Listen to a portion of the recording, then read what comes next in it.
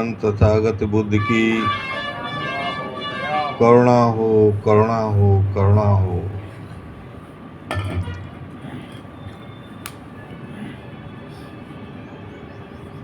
पाँच मिनट का समय है।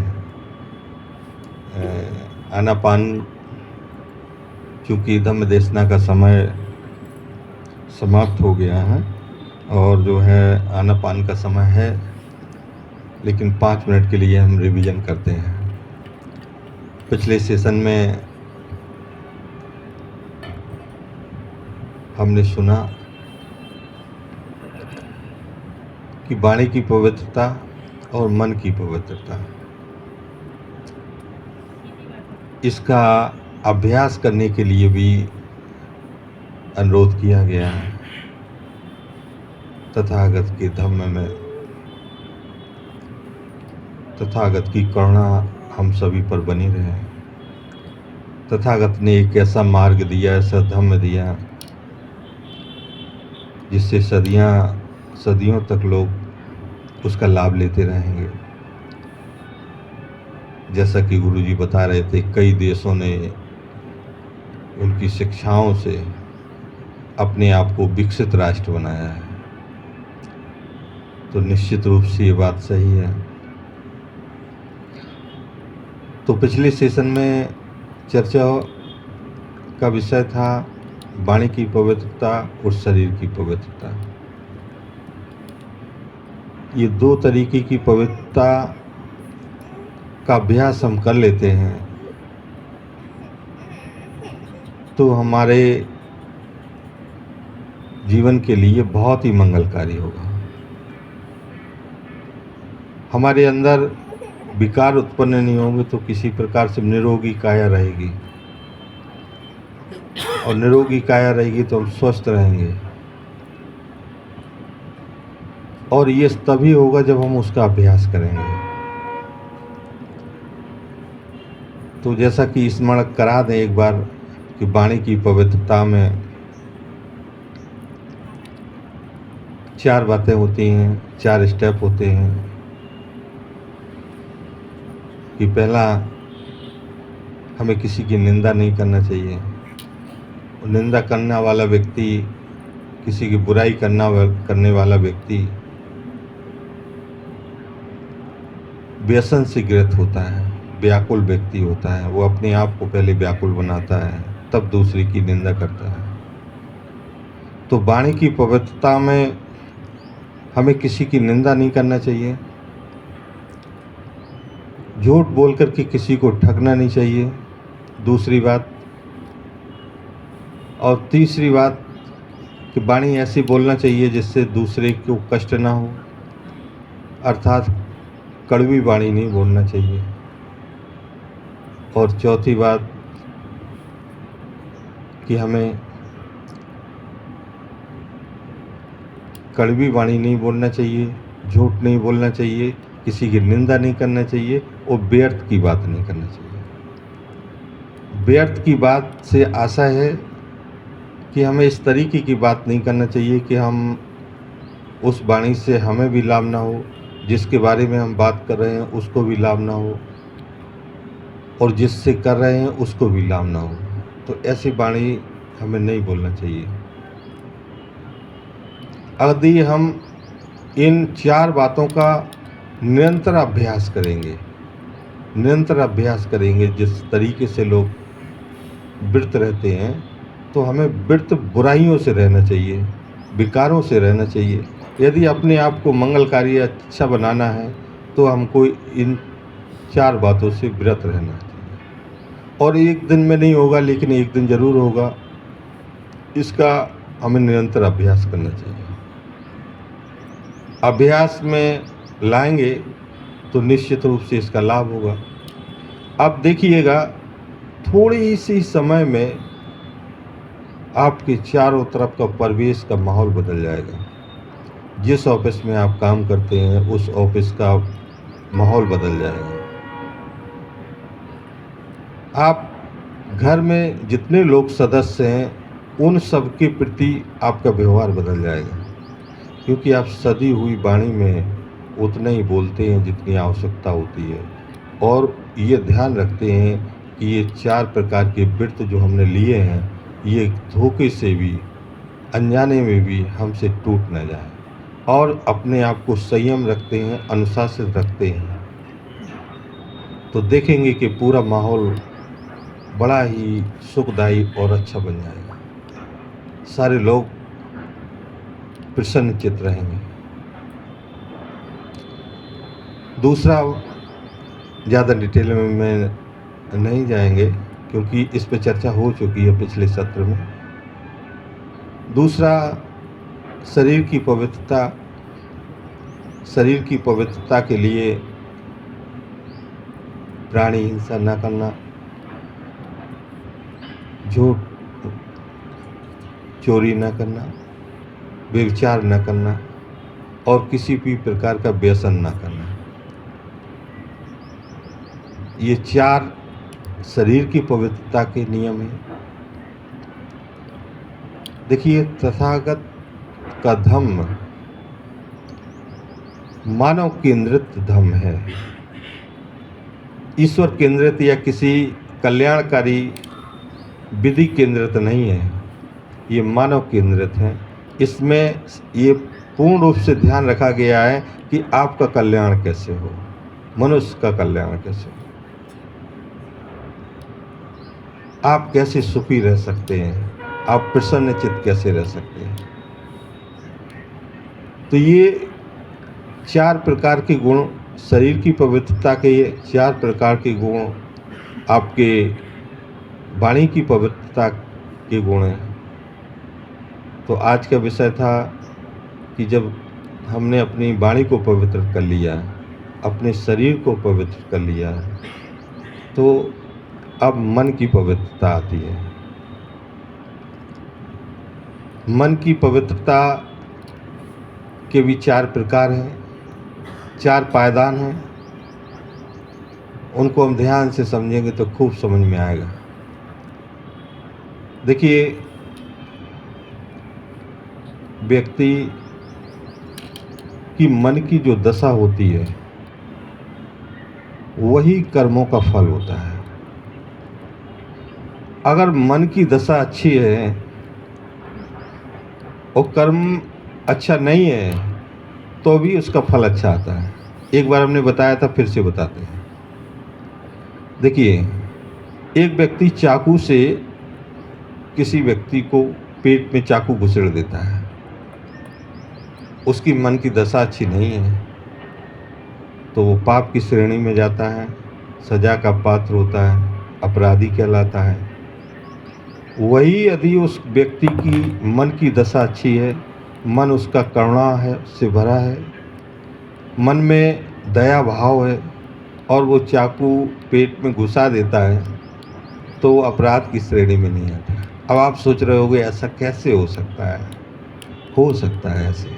उदाहरण से समझिए, थोड़ी सी डिटेल में जाते हैं तो खूब समझ में आएगा। एक व्यक्ति जंगल के रास्ते जाता है, कुछ धन उसके पास में है और वो धन को लेके जा रहा है। संशय उसके मन में। आगे चलता है, कुछ दूर 4 लोग चोर मिल जाते हैं उसको और उससे धन मांगते हैं। वो देने से मना करता है और उसके पेट में वो चाकू घुसा देते हैं और धन छीन लेते हैं। देखिए, जब उन्होंने उसके पेट में चाकू घुसाया तो उनके मन में लोभ था, उनके मन में विकार था, उनके मन में चोरी का भाव था, इसलिए वो अपराध की श्रेणी में आता है। इसलिए वो अपराध की श्रेणी में आता है। फेंक दीजिए, कोई फेंक दीजिए, उठिए मत उठिए। हाँ। तो देखिए, उसकी मन की दशा अच्छी नहीं है। उसकी मन की दशा जब अच्छी नहीं है तो वो अपराध की श्रेणी में आता है, क्योंकि जिस समय उसने ये अपराध किया है उसका चित्त मैला था, उसके चित्त में विकार था, लोभ का विकार था,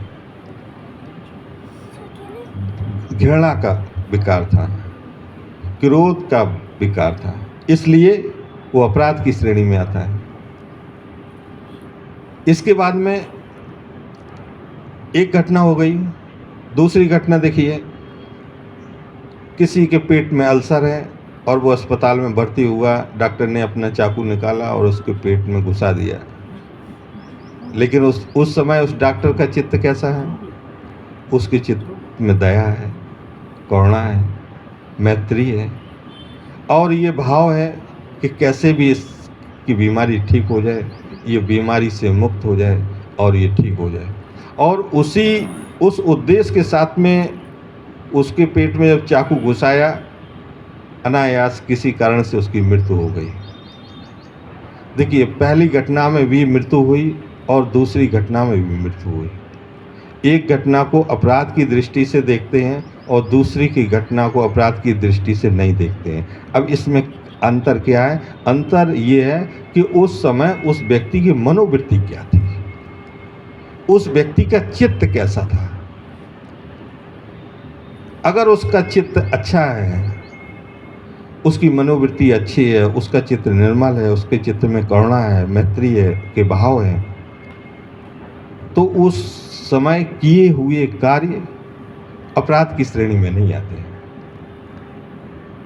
और थोड़ा सा गहराई से समझते हैं। एक टीचर विद्यालय में अपने बच्चे को पीट देता है या एक थोड़ा सा डांट देता है, लेकिन उस टीचर के ये भाव रहते हैं कि ये बच्चा सीख जाए, हमारे बताया हुआ इसको आ जाए।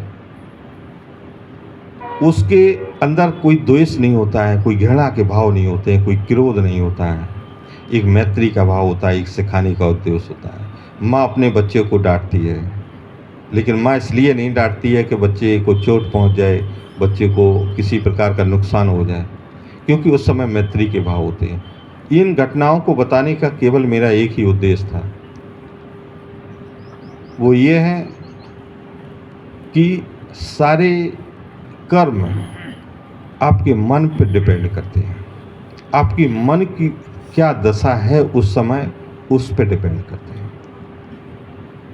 तथागत का विज्ञान यही कहता है कि आप अपने मन को अपने बस में रखिए, मन को अपने कंट्रोल में रखिए, और मन को जब आप जिस तरीके से घोड़े को बैठने वाला सवार होता है, घोड़े को लगाम अपने हाथ में रखता है, ठीक उसी प्रकार से यदि आप अपने मन को बस में रखते हैं तो सारे आपके द्वारा किए गए कार्य, सारे आपके द्वारा शरीर से, वाणी से सारे कार्य किए गए हो, वो सभी कार्य मंगलकारी होंगे।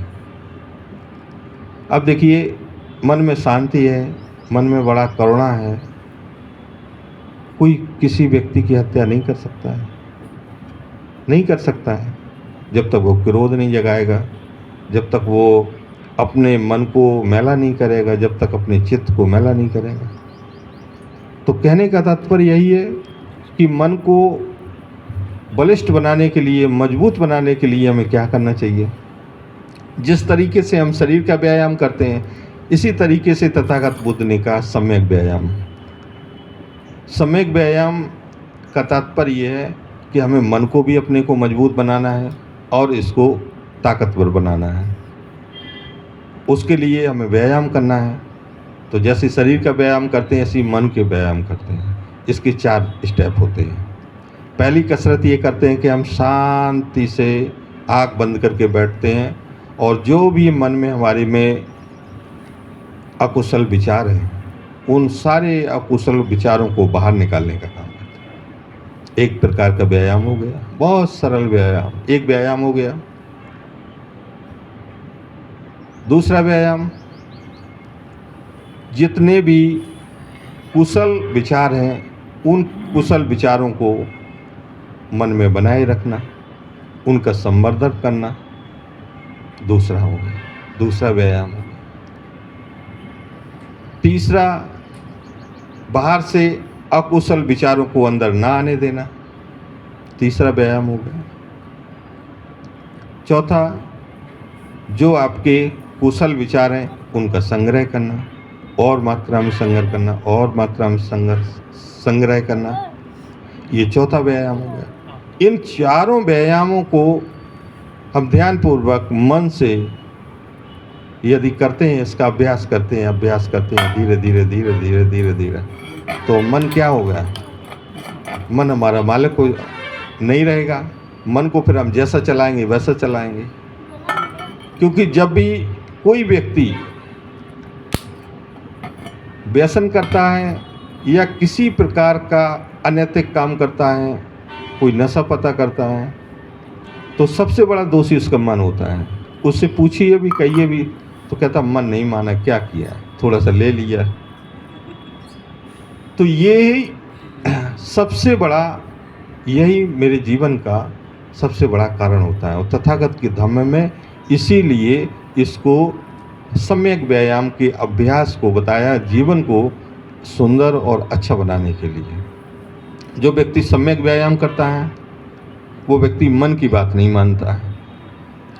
कोई चाहे व्यसन करता हो, चाहे किसी प्रकार का नशा करता हो, मन की बात, मन को वो, क्योंकि देखिए मन का मालिक जो व्यक्ति होता है, तथागत के धम्म में मन का मालिक बनाना ही सिखाया जाता है। मन आपका कह रहा है वो काम आपको नहीं करना है। जो आप धम्म के रास्ते चल रहे हैं, धम्म की बात को मान रहे हैं, तथागत के धम्म को मानते हैं, तो तथागत के धम्म को मानने वाला व्यक्ति सजग रहता है, सजग रहता है, विचारों के प्रति सजग रहता है, अपने कर्मों के प्रति सजग रहता है, और मन की चंचलता के प्रति सजग रहता है। क्योंकि मन तो एक ऐसा है कि ये भूत में जाएगा, भविष्य में जाएगा, भूत में जाएगा, भविष्य में जाएगा, राग पैदा करेगा, द्वेष पैदा करेगा, राग पैदा करेगा, द्वेष पैदा करेगा। राग में व्यक्ति, राग जब द्वेष पैदा करेगा, ऑटो पायलट अपने आप को बना के रखा है, तो दुखी होगा, सुखी होगा, दुखी होगा, दुखी होगा।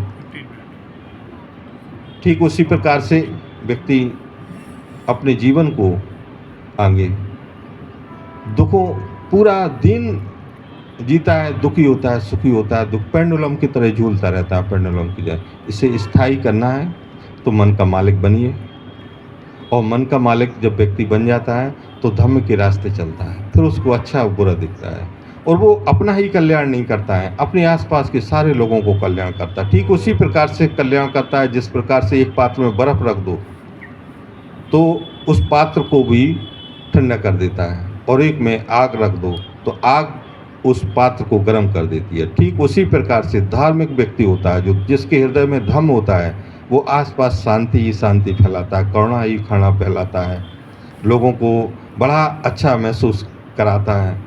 और एक व्यक्ति क्रोधी होता है, लालची होता है, दुराचारी होता है, जिसके अंदर धम्म नहीं है, जिसके अंदर द्वेष की अग्नि है और क्रोध की अग्नि है और विकारों की अग्नि है, वो व्याकुल रहता है, खुद व्याकुल रहता है, और दूसरों को, औरों को व्याकुल करने का काम करता है, औरों को व्याकुल करने का।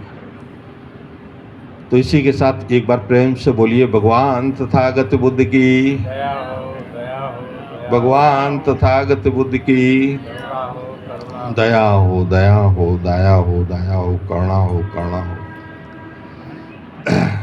1 मिनट का रिलैक्स करेंगे और 15 मिनट के लिए हम आनापान का अभ्यास करेंगे।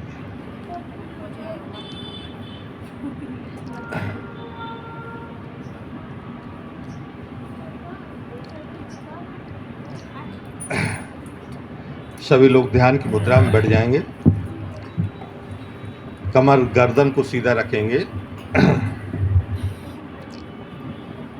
और चश्मा पहने तो चश्मा उतार लेंगे, क्योंकि आँख बंद करेंगे तो चश्मा का कोई महत्व नहीं रहेगा। और अपनी सांस को देखेंगे कि सांस आ रही है और सांस जा रही है।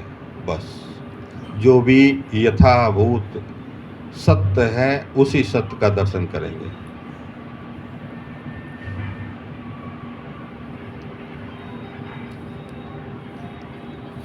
शांत चित्त से सांस को देखते रहेंगे,